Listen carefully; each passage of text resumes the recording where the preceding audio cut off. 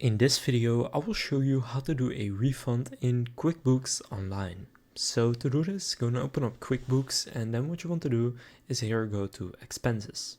Then click Expenses right there, and here you will see all of your outgoing transactions. So transactions where you transferred money to someone else. Now if you want to refund a transaction, then what you can do is here click View and Edit.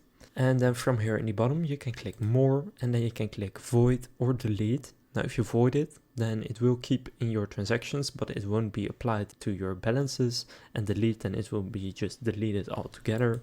I'll just delete this one. And once I do that, you will see it's gone from here. So that's how you can refund an expense.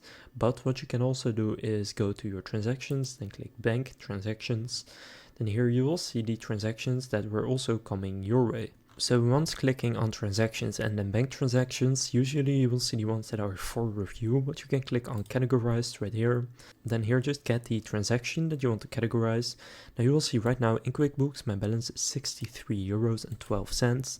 Now if I remove this one right here, which was 13 euros, then what I can do is here click on undo, and you will see now that 13 euros is removed from my balance, and now it's back here in the review section, and it was this one, so I could click on it, and then I could go and remove it by clicking on exclude right there, and then it will be excluded and it will no longer be shown. So now you know how you can do a refund in QuickBooks Online, both for your income and for your expenses.